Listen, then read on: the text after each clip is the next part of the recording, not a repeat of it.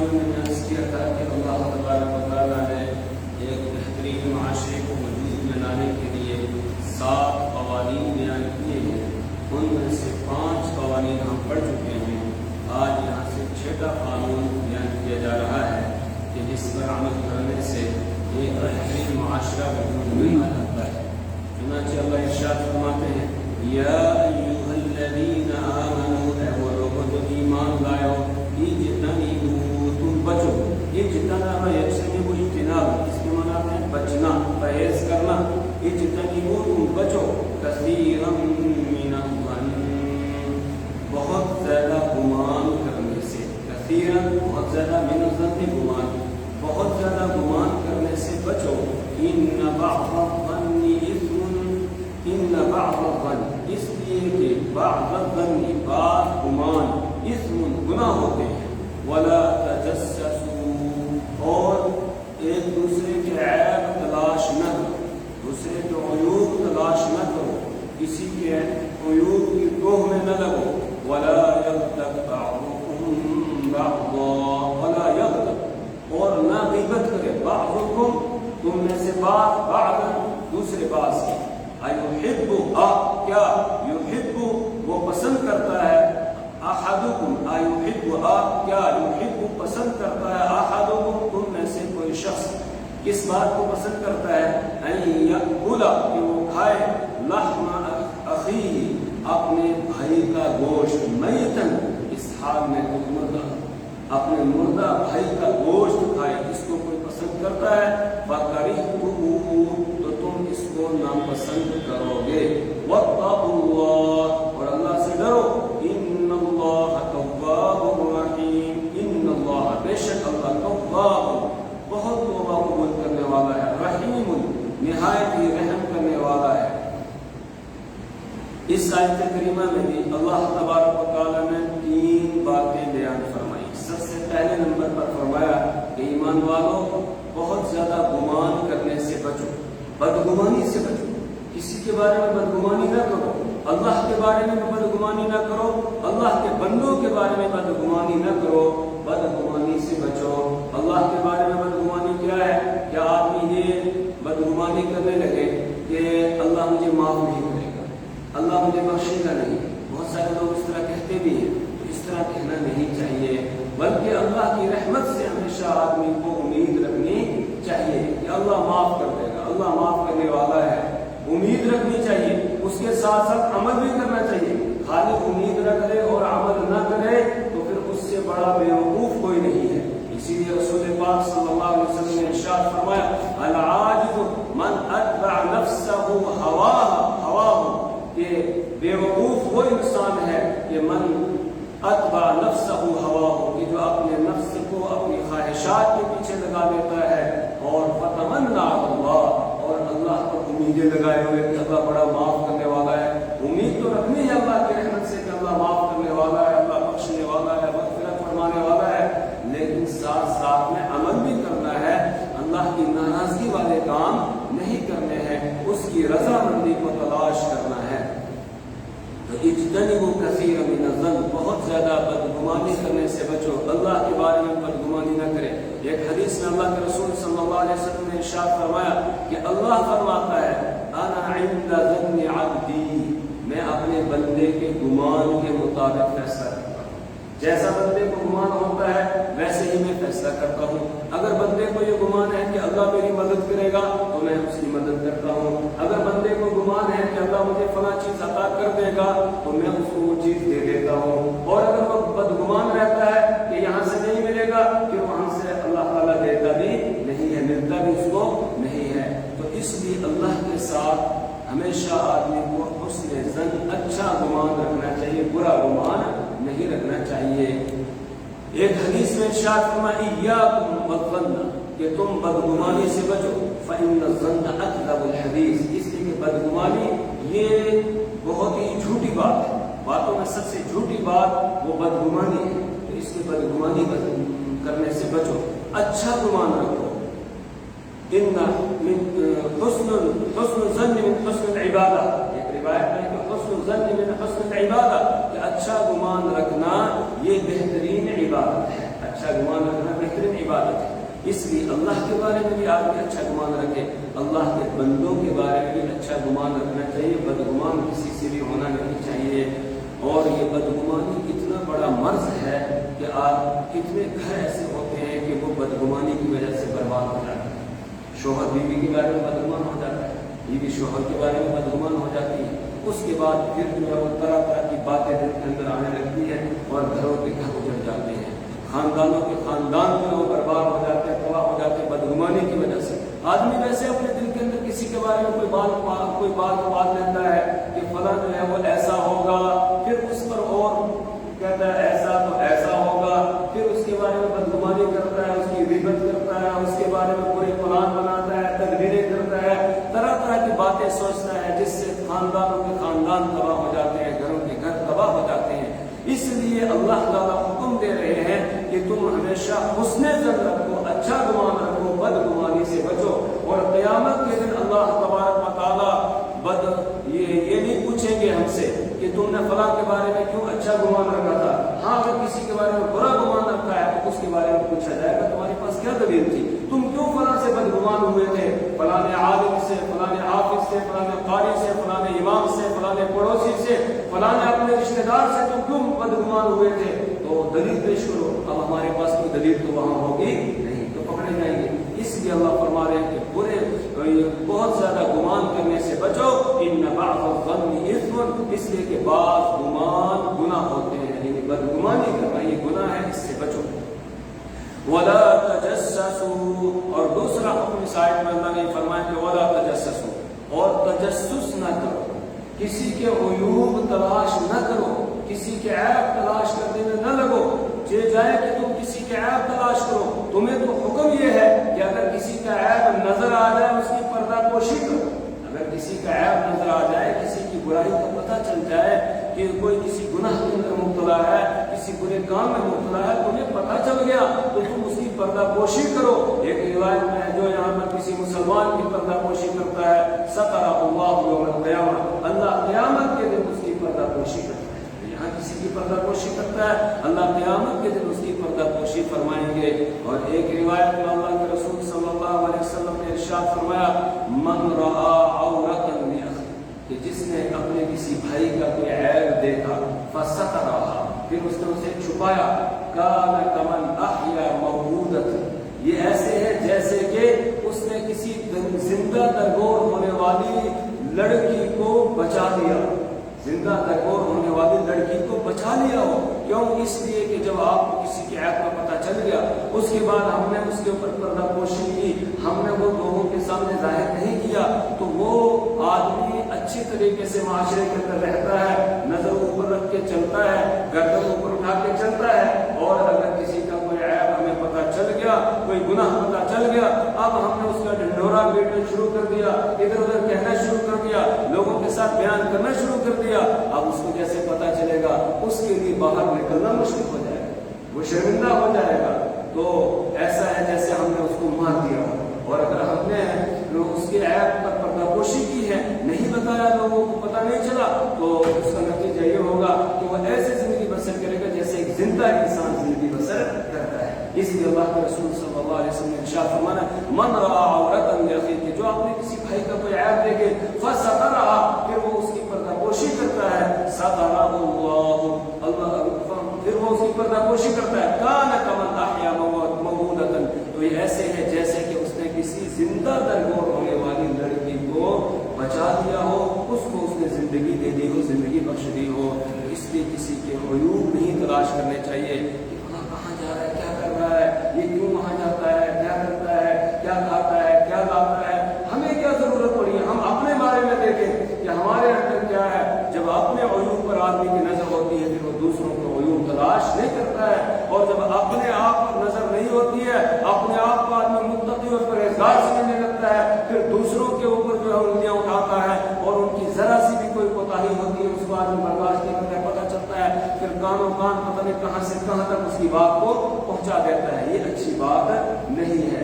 اس لیے حکم دیا, ولا تجسسوا, تم ایک دوسرے کی ٹوہ میں نہ لگو, ایک دوسرے کے عیوب تلاش نہ کرو. تیسرا حکم دیا, ولا یغتب بعضکم بعضا,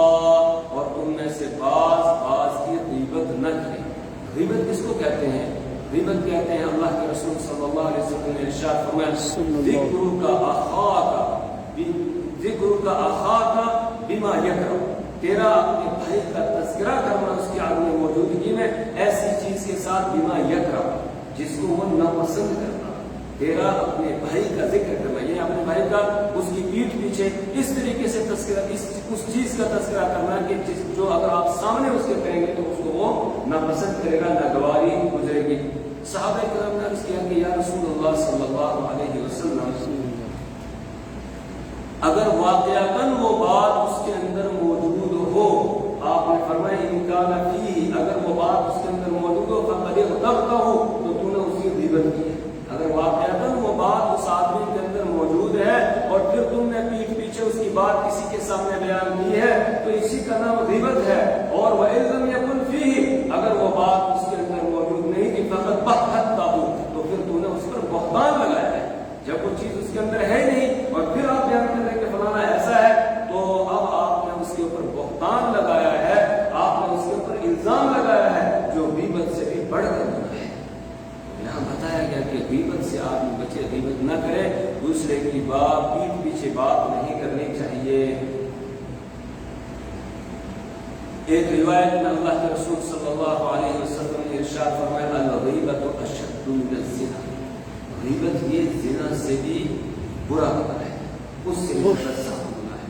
صحابہ کرام نے عرض کیا وہ کیسے یا رسول اللہ، یہ کیسے ہو سکتا ہے کہ بدکاری سے بڑھ کر غیبت کرنا ہو؟ تو رسول پاک صلی اللہ علیہ وسلم نے ارشاد فرمایا اگر کوئی بدکاری کرتا ہے وہ توبہ کر لیتا ہے اور اللہ اس کو معاف کر دیتا ہے، لیکن اگر کسی نے کسی کی غیبت کی اور غیبت کرنے کے بعد اللہ چاہے یہ توبہ کر دے تب بھی اللہ معاف نہیں کرتا ہے۔ کب تک؟ جب تک کہ اس سے معاف نہ کرا لے جس کی اس نے جس کی اس نے پیٹھ پیچھے بات کی ہے، اس سے معاف نہ کرا لے تب تک اللہ اس کو معاف نہیں کرے گا۔ اس لیے آپ نے فرمایا کہ غیبت کرنا یہ زنا سے بدکاری سے بھی بڑھ کر گناہ ہے۔ اللہ ہماری حفاظت فرمائے۔ آج ہم عوام اور خواص اور سب کے سب اس کے اندر مبتلا ہے، اللہ حفظنا، اللہ حفاظت فرمائے۔ بہت بڑا گناہ ہے، اور غیبت کرنا جتنا بڑا گناہ ہے اتنا ہی غیبت کو سننا بھی گناہ ہے۔ غیبت کرنا جتنا بڑا گناہ ہے اتنا ہی غیبت کو سننا جو ہے یہ بھی گناہ ہے۔ سننے والا بھی اتنا ہی گناہ گار ہوگا جتنا کہ غیبت کرنے والا گناہ گار ہے۔ اس لیے حکم ہے کہ جب تمہارے سامنے کوئی کسی کی برائی بیان کرے، پیٹھ پیچھے بات کرے، تو تمہاری ذمہ داری ہے کہ تم اس کا دفاع کرو۔ تم یہ کہو کہ بھائی ایسا نہیں ہے جیسا تم کہہ رہے ہو، تمہیں کوئی غلط فہمی ہوئی ہوگی جس کی بنیاد پر تم یہ بات کہہ رہے ہو، ایسا نہیں ہے، وہ آدمی تو بہت اچھا آدمی ہے۔ اس طریقے سے اس کا دفاع کرنا چاہیے، نہ یہ کہ اس کی ہاں میں ہاں ملا کر اور کہے مزے لینے لگے، ہاں یار ایسا ہوگا ویسا ہوگا، اور پھر ادھر سے اس نے بتایا، یہ کانوں کان دوسرے کو بتاتا ہے، وہ تیسرے کو بتاتا ہے۔ اس طریقے سے اس کا معاشرے کے اندر بیچارے کا جینا مشکل ہو جاتا ہے، اس کا باہر نکلنا مشکل ہو جاتا ہے۔ ایسا نہیں، تمہارے سامنے کوئی اگر برائی کرتا ہے، کسی کی آ کر غیبت کرتا ہے، تم اس کا دفاع کرو۔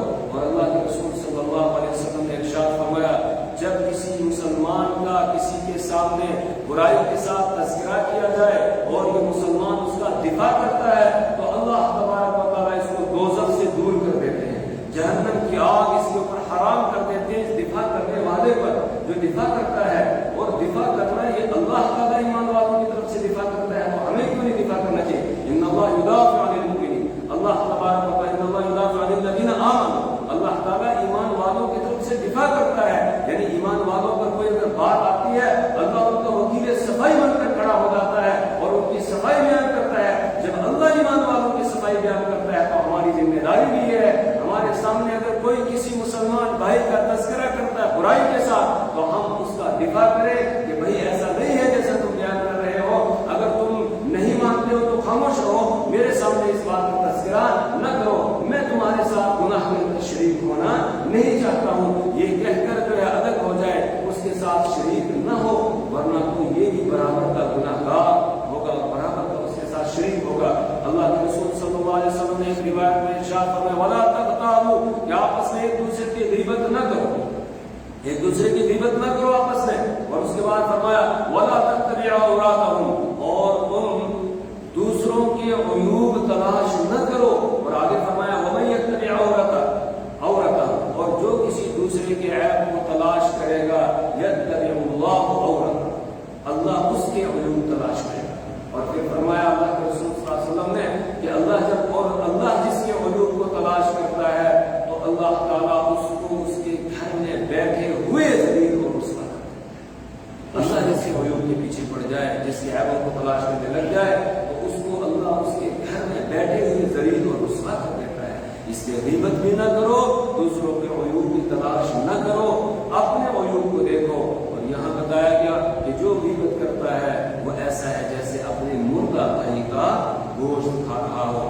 آیا حبو کیا حبو پسند کرتا ہے تم میں سے کوئی کہ کھائے لحم اخی اپنے بھائی کا گوشت، میں اس حال میں تم اپنے مردہ بھائی کا گوشت کھائے فکرہتم تو تم اس کو ناپسند کرو گے۔ اور جب تم اس بات کو ناپسند کر رہے ہو، ایک تو یہ کہ بھائی کا گوشت اور پھر بھائی بھی کیسا ہو، مردہ ہو، تو اس کو تم ناپسند کرتے ہو تو غیبت کو بھی ناپسند کرو۔ ایک صحابی حضرت ماعز اسلمی رضی اللہ تعالیٰ عنہ، اس آیت کی تفسیر میں لکھا ہے کہ یہ آیت کریمہ جب نازل ہوئی تو اس وقت ایک یہ واقعہ پیش آیا، حضرت ماعز اسلمی رضی اللہ تعالیٰ عنہ ان سے گناہ سرزد ہو گیا، اور صحابہ کرام کی شان تھی، ان کو اتنا خوف خدا تھا کہ اگر کوئی گناہ سرزد ہو جاتا فوراً وہ بے قرار ہو جاتے تھے، بے چین ہو جاتے تھے، رسول پاک صلی اللہ علیہ وسلم کے دربار میں حاضر ہوتے اور آ کر جو ہے اس کا علاج تلاش کرتے تھے کہ یا رسول اللہ فلاں گناہ ہم سے ہو گیا ہے، اس گناہ کا علاج بتائیے، کیسے معاف ہوگا، کس طریقے سے معافی ملے گی؟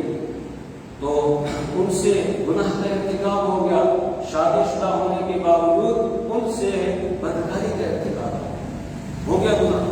اب اتنے اس کے اوپر بے چین ہو گئے کہ دوڑتے ہوئے رسول پاک صلی اللہ علیہ وسلم کے پاس آئے، سامنے بیٹھے، یا رسول اللہ میں ہلاک ہو گیا، میں تباہ ہو گیا، برباد ہو گیا۔ آپ نے فرمایا کیا ہو گیا؟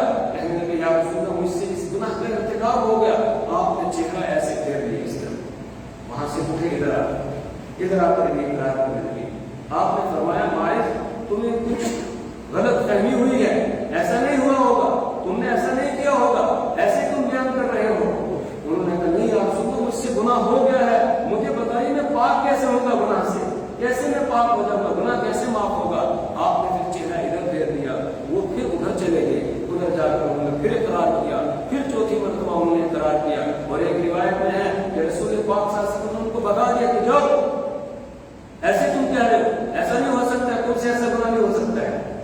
تو چلے گئے دیوار کے پیچھے کے، پھر واپس آ گئے، پھر آپ نے ان کو بگایا، پھر واپس آ گئے، پھر بگایا، پھر واپس آئے، پھر بگایا، پھر واپس آئے، 4 مرتبہ جب انہوں نے اقرار کر دیا، اس کے بعد رسول پاک صلی اللہ علیہ وسلم نے فرمایا کہ اب اللہ کا حکم یہ ہے کہ تمہیں سنسار کیا جائے گا، پتھر مار مار کے تمہیں مار دیا جائے گا۔ انہوں نے کہا یا رسول اللہ میرا گناہ معاف ہو جائے، میں اس کے لیے تیار ہوں، میرا گناہ معاف ہو جائے، میں آخرت میں اللہ کی پکڑ سے بچوں۔ کیا صحابہ کی شان تھی، کتنا خوف خدا تھا کہ آخرت میں ہم بچ جائیں۔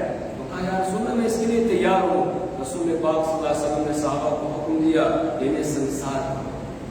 اب انسان ہے، بہرحال انسان ہے، بیٹا ہوتا کیا جب انہیں سنسار کیا جانے لگا اور ان سے پتھر برسنے لگے ان کے اوپر، تو انسان بہرحال انسان ہے، وہ نکل کر بھاگے۔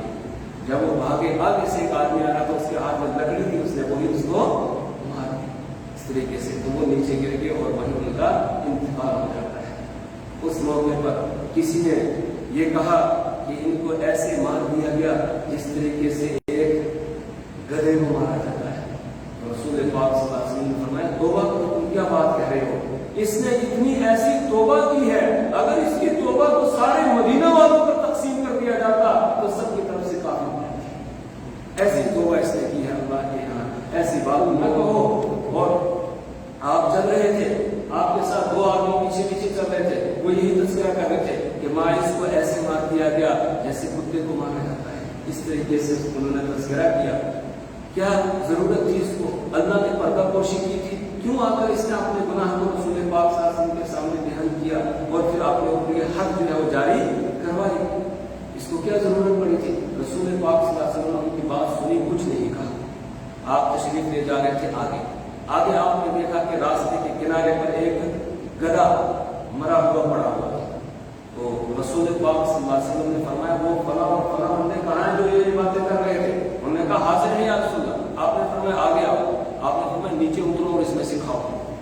اس مردہ گدھے سے کھاؤ. ہم نے کہا رسول اللہ اس کو کیسے ہم کھائیں گے؟ تو آپ نے فرمایا کہ جو کام تم نے کیا ہے وہ اس سے زیادہ سخت ہے. جو کام تم نے کیا ابھی اس کے بارے میں ماعز کے بارے میں تم نے یہ کہا ہے وہ اس سے زیادہ سخت ہے. تم اس کا گوشت کھا رہے تھے اور میں دیکھ رہا ہوں وہ جنت کی نعمتوں میں مزے کر رہا ہے. میں دیکھ رہا ہوں کہ وہ اتنا پاک ہو گیا ہے کہ وہ جنت کی نعمتوں میں مزے کر رہا ہے.